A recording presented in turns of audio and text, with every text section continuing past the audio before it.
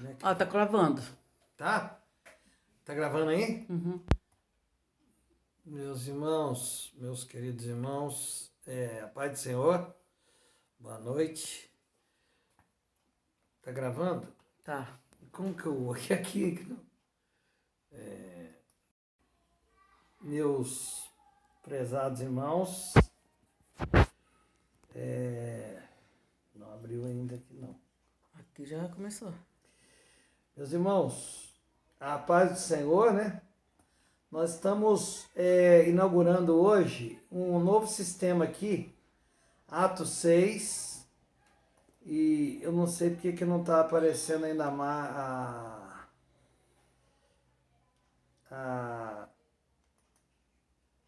não está aparecendo, né? Ainda aqui no link aqui não está aparecendo, né? Vamos. Olha, é o seguinte, nós estamos inaugurando a plataforma Atos 6, tá? E para melhor servir o Senhor, para ter mais canais de comunicação. E em breve a gente tá melhorando, tá? A gente tá querendo melhorar a divulgação desse trabalho.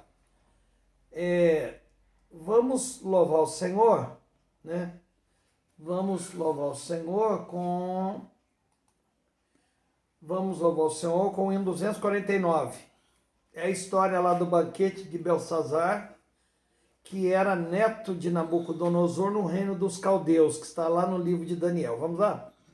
No dia nefanda, o rebelde Belsazar, com os grandes do seu reino, todos eles a folgar, com espanto pararam quando o rei estremeceu, na parede a mão divina, escrevendo apareceu.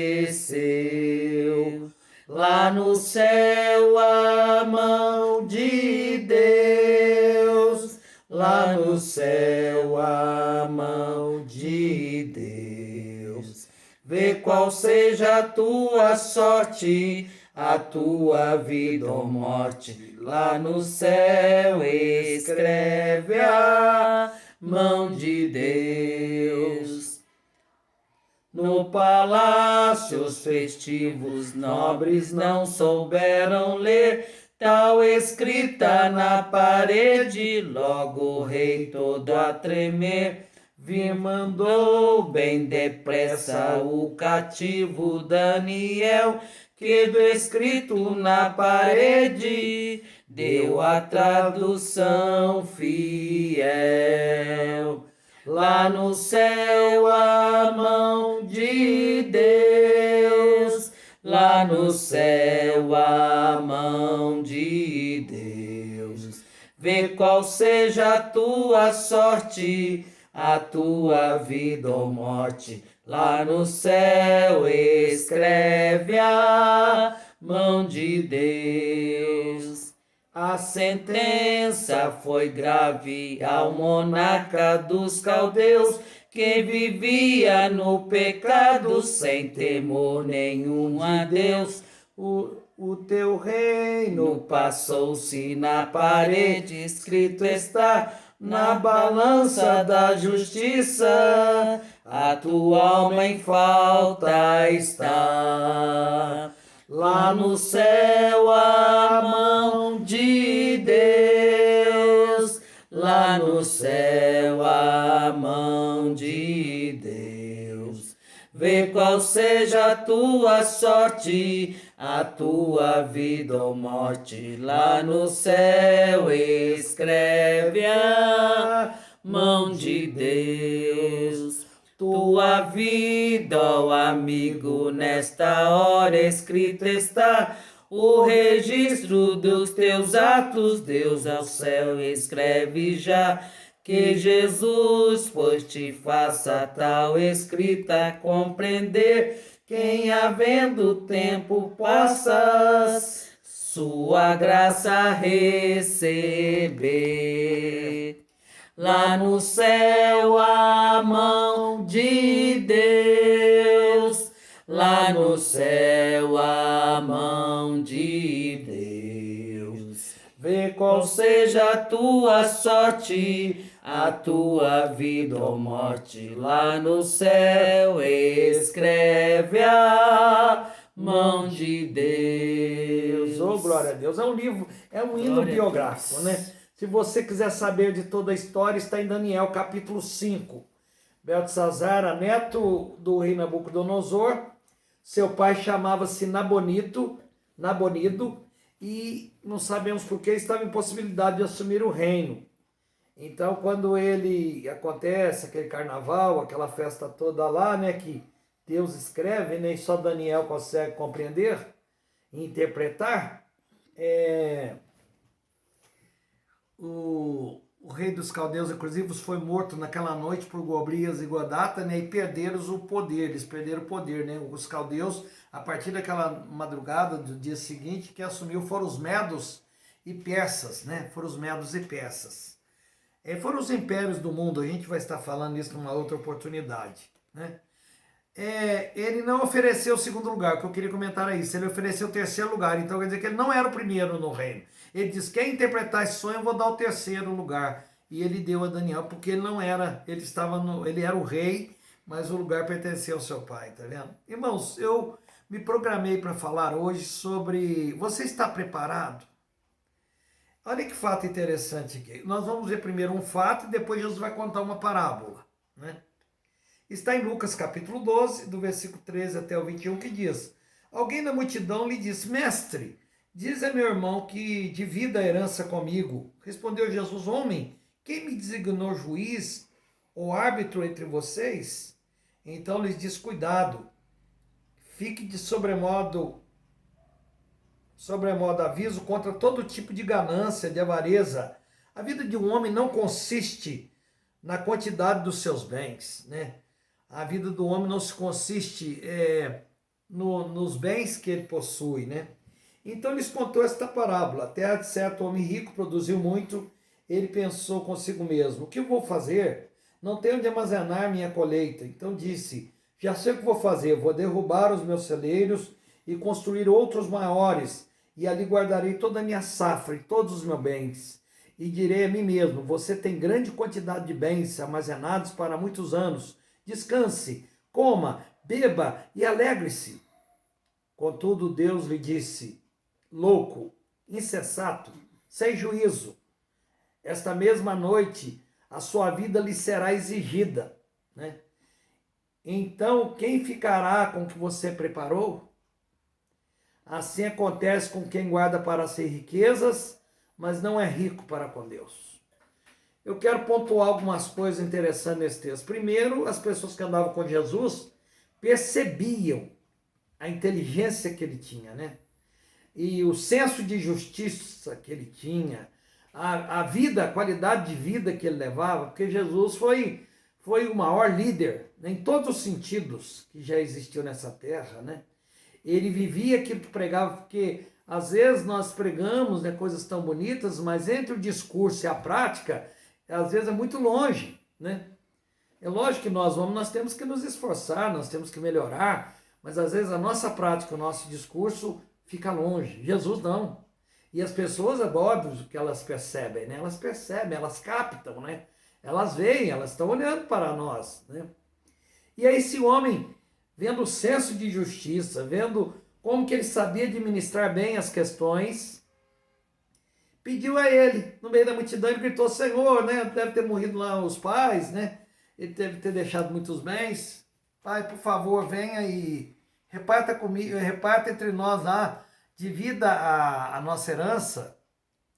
E Jesus logo disse, quem me constituiu juiz? Jesus não tirou o foco, né, do que ele veio fazer, que era morrer, ensinar, curar, para fazer isso conosco, entendeu? E não tirou o foco, não. Quem me constituiu juiz para poder ficar aí julgando causa, eu não vou fazer isso, entendeu? Mas ele percebia uma ponta de avareza em nós. Irmãos, a Bíblia diz que a avareza é também idolatria. Nós sabemos que muitas coisas são idolatrias, né? A gente começa pelos ídolos e tal, mas acontece que o dinheiro também é um Deus. E se o homem não tomar cuidado, não tiver cuidado, ele tem uma tendência, né, de agarrar aquilo e pensar que aquilo pode fazer tudo por ele, né? O dinheiro é uma chave a mais, é um dispositivo a mais para a gente viver melhor, para a gente viver bem. Tá tudo bem aí? Você fez uma carinha, um rostinho? Não, tá tudo jóia. Obrigado, obrigado. A minha sonoplasta. Aí, meus queridos, Jesus resolve contar uma parábola. E ele diz, olha, havia um homem que era muito rico, era um dono de terras, né? E a nossa região aqui é fácil falar isso, né? Sul de Minas cheio de café, já vi lavoura aqui de girassóis, grandes lavouras de milho, né? E esse homem tinha também lavouras imensas, interessante, né? A lavoura de café é interessante, um ano ela dá muito, outro ano ela não dá tanto, né? E esse homem aqui ficou surpreendido, porque a lavoura dele, ele viu que ia colher demais, inclusive os celeiros dele eram pequenos para aquilo. Sabe o que Jesus estava falando? Que às vezes a nossa vida produz mais dinheiro do que o que a gente pode pensar. Às vezes tem pessoas que têm um salário muito maior do que poderiam ter, entendeu? Tem colheitas na sua vida muito maiores, muito mais esplêndidas, entendeu? O seu dinheiro produz muito mais. Esse homem teve uma ideia. Ele falou, olha, vou derrubar os celeiros e vou construir outros maiores. Mas a Bíblia não fala que ele tinha deficiência de caráter, não diz que ele era mal pagador, não fala que ele tratava ninguém mal, nada disso, entendeu? O que Jesus fala desse homem é que ele era um grande administrador, mas que ele não tinha espaço para Deus. Olha, a nossa vida, se a gente não tomar cuidado, a nossa vida é uma grande ilusão. O dinheiro, ele é necessário, mas se a gente não tomar cuidado, ele se torna uma grande ilusão. Porque no fim ele não vai poder fazer aquilo que a gente acha que ele pode fazer. Por exemplo, Jesus está ensinando que a gente tem que se preocupar mais em ser do que ter. Porque esse homem construiu celeiros maiores, fez uma grande colheita, mas quando ele parou para meditar sobre a vida dele, sobre as coisas dele, ele faz uma meditação muito interessante. Por ele ter colhido tanto, por ele ter tanto dinheiro, por ele poder guardar o café para a hora que tiver um preço melhor, ele disse assim, depois de ver os bens armazenados, né, para muitos anos, né, ele viu que tinha dinheiro por muito tempo. Ele disse, minha alma descansa, coma, beba, regala-te, né, alegra-se. Né? Ele pensou só no bem-estar dele, da família dele, daqueles que estavam com ele, né? Mas acontece, irmãos, que a nossa vida, nós estamos numa fila invisível, né? E nós não sabemos quando nós vamos ser chamados para ir embora daqui. Aqui não é o nosso lugar de morada permanente, meus queridos. Aqui é muito bom, a nossa família é maravilhosa, nossos filhos são maravilhosos. Temos alegrias assim robustas. Eu caminho aqui por alguns lugares da cidade, fico vendo mansões, tudo bem, você pode fazer uma mansão, parabéns, ter uma casa bonita, ter televisor em cada cômodo da casa, tudo isso é maravilhoso, mas do jeito que as pessoas demonstram com a sua vida, dá a impressão que nós não vamos morrer nunca. E sabe o que acontece? A pessoa não vai numa igreja, a pessoa não busca Deus, a pessoa tem uma falsa... O que acontece com o jovem? Ele tem uma falsa segurança. Ele tem uma falsa segurança que não vai morrer nunca, que não vai envelhecer, quando dá para envelhecer, né? Segundo a biologia, vocês sabiam que um bebê, quando ele nasce de 9 meses, ele já começa a morrer, ou então ele já está velho para morrer? É isso que as pessoas não pensam. Outra coisa, irmão, nós devemos amar Jesus, não por aquilo que ele pode dar, mas por aquilo que ele é. Antigamente, como que as pessoas apresentavam as outras? Você conhece ali fulano, José? Ele é filho lá de Cicrano, o pai dele é tal. Era assim que as pessoas informavam. Você conhece? O pai dele trabalha ali na Retífica de Lúcio, o pai dele trabalha ali na CBC, o pai dele trabalha ali na padaria. Hoje não. Você conhece fulano? Ele cursou tal faculdade, ele tem tal curso, ele tem tal emprego lá na Receita Federal. Hoje, você vale o quanto você pesa perante a sociedade. Mas Jesus disse uma coisa muito interessante. Ele disse assim, louco. Jesus, várias vezes na Bíblia, usa a palavra louco. Louco é uma pessoa que perdeu o juízo por uma doença mental, né? A pessoa perdeu o juízo por uma doença mental e não tem como recuperar. E antigamente era o seguinte, havia os hospitais psiquiátricos. As pessoas não poderiam viver na mesma casa. Nós temos aqui em Varginha, tínhamos uma instituição educandário. Quem ia para o educandário? As crianças que os pais tinham lepra. Quer dizer, não podia morar com os filhos. Coitadinho dessas crianças, né? Foram tiradas dos seus lares, foram tiradas dos seus pais, né? Há ali em Três Corações, uma vila, onde fizeram uma vila para as pessoas doentes, enfermas, né? E coitada delas, né? Vida sofrida, vida difícil, quer dizer, se uma pessoa também ficasse doente mentalmente, ele tem que ser tirado da sociedade. Sabe por que Jesus está dizendo? Que os céus não é um lugar de gente louca. Os céus é um lugar de gente que sabe o que quer, de gente que procurou a Deus. Sabe o que eu acho? Há muitas mortes prematuras porque as pessoas não procuram a Deus. As pessoas não procuram a Deus. Nós estamos numa pandemia e as pessoas não estão procurando a Deus, não estão orando mais, não estão lendo a Bíblia. Eu quero dizer aí aos meus ouvintes, né? Se você é membro de uma igreja, tudo bem, mas eu estou aqui pronto para fazer uma oração por você. Eu estou aqui pronto para fazer uma visita para alguém que esteja hospitalizado. Eu estou pronto para cumprir o meu ministério. Eu tenho um ministério a zelar, Deus me chamou. Eu sou eu sou embaixador. E Deus tem um compromisso social com a terra. Lá em Jeremias 3,15 ele diz: vos darei pastores segundo o meu coração, que vos apacente com ciência e com inteligência. Quando Deus for entrar em guerra com essa terra, quando ele for arrebatar a igreja, ele vai tirar os pastores, os pregadores e os crentes, porque a última coisa que se tira de um país quando não se vai bem com ele são os embaixadores. Nós estamos numa pandemia, mas Deus não está em guerra contra a terra, não. Os pregadores estão aqui, tem gente morrendo aí do nada. Por que morrendo do nada? Pensam em tudo, tem gente que pensa em tudo. Aonde morar, o que comer, tudo bem. Nós temos que comer, tal, vestir-nos, temos que fazer tudo isso, mas e Deus? Aonde está Deus na sua vida? O ser humano perdeu o juízo, louco. Você só pensa nos bens. Você só pensa na casa nova, você só pensa no carro novo. Outra coisa, as coisas estão nessa terra como emprestadas. Nós não somos donos de nada. Quantas pessoas já foram donos dessa terra aqui?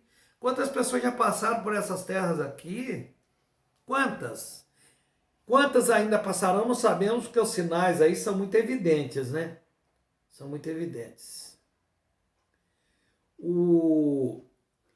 Mas é o seguinte, meu querido amigo, meu irmão. Esta noite pedirão a tua alma. E o que tem preparado para quem será? Olha, nós só temos céu e inferno. Nessa vida nós temos muitas possibilidades de mudar de cidade, mudar de emprego, mudar de curso. Enquanto a gente estiver vivo, a gente pode fazer tudo. Hoje eu ouvi uma biografia da poetisa Cora Coralina, que o primeiro livro ela publicou com 75 anos, ganhou um punhado de prêmios. Foi membro da Academia de Letras de Goiás. Então, com 76 anos, 75, 76 anos. Mas vocês estão entendendo? Tudo bem, nessa vida a gente pode mudar o know-how, pode mudar o status. Mas tem um detalhe. E quando você morrer? Para onde você vai? Está vendo quanta gente morrendo? Quantos médicos nessa pandemia? Eu vi uma jovem médica, li ontem, né, uma jovem médica, né, que tinha asma. Faleceu tão jovem, ficou meio internado. Vi um médico dizendo que o que ele mais amava fazer era medicina e que ele estava fazendo aquilo que ele gostava e que ele, se ele pudesse voltar no tempo, ele faria medicina. Quer dizer, uma pessoa que nasceu com o dom mesmo de fazer a medicina, né? Então, meus queridos, né, não deixe de buscar a Deus, não deixe de amar a Deus. Deus é maior. Deus pode todas as coisas, Deus te ama.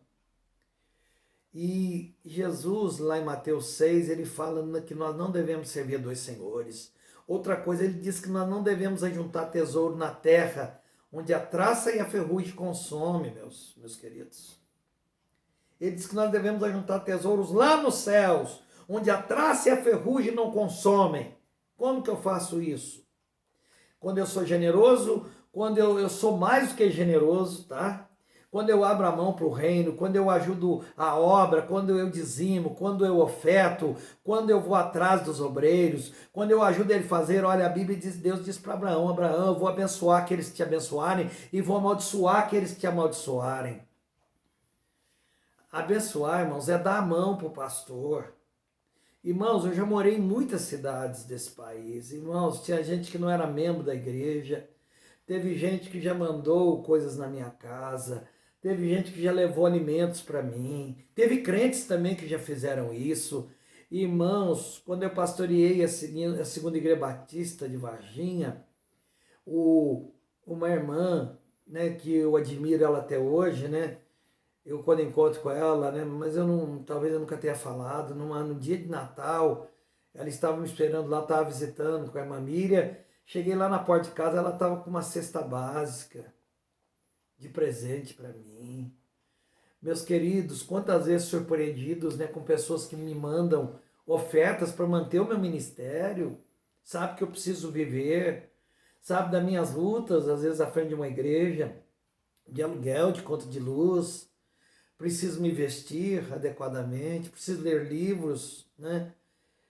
Mas, irmãos, você tem investido no reino, abençoar o Abraão, abençoar a obra, é ajudar, é dar a mão, não é ter só para si. Olha, tudo que uma pessoa tem para si não vai ser contabilizado. O arroz que vai dar testemunho nela lá no céu não é o que ela comeu, mas é o que ela doou, é o que ela deu.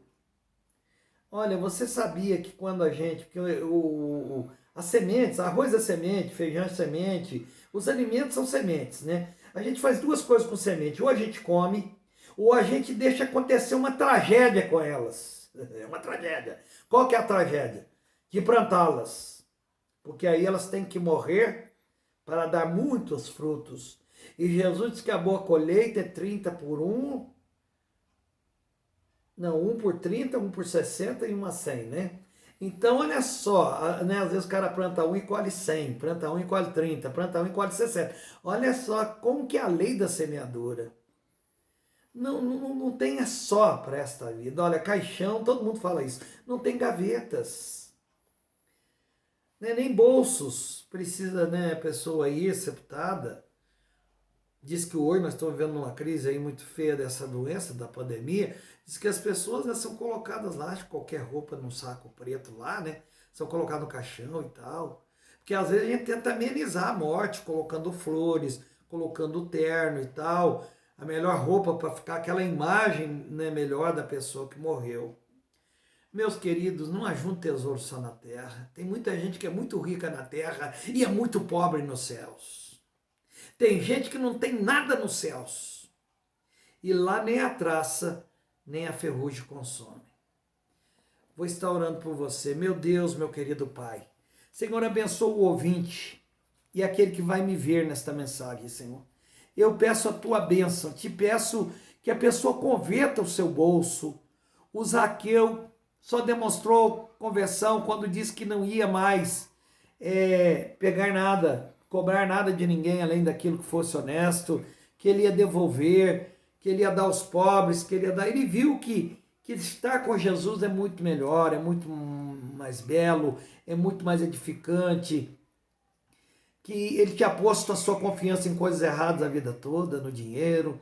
Nós cantamos aqui sobre o rei da Babilônia, o rei Caldeu, que deve ter confiado muito no poder político, muito no dinheiro, e que morreu numa noite trágica, depois de fazer uma semana de festa, e mandou buscar as coisas do templo para profanar. E enquanto ele profanava, Deus se levantou, Deus se irou, e escreveu na caiadura do templo palavras que dizia que ele foi pesado na balança e foi achado em falta. E naquela noite, a história diz que ele foi morto por 2 homens chamados Gobrias e Godatas, 2 irmãos. Ele foi assassinado e ele perdeu a vida e perdeu o reino. E para onde foi a sua alma? Você está preparado? Meu irmão, Jesus te abençoa e a gente vai fazendo lives e a gente vai voltando, tá? Domingo, culto oficial, se Deus quiser, 19 horas. Jesus te abençoa, um beijo no coração do pastor Antônio Carlos e irmã Miriam, tá? Jesus abençoa.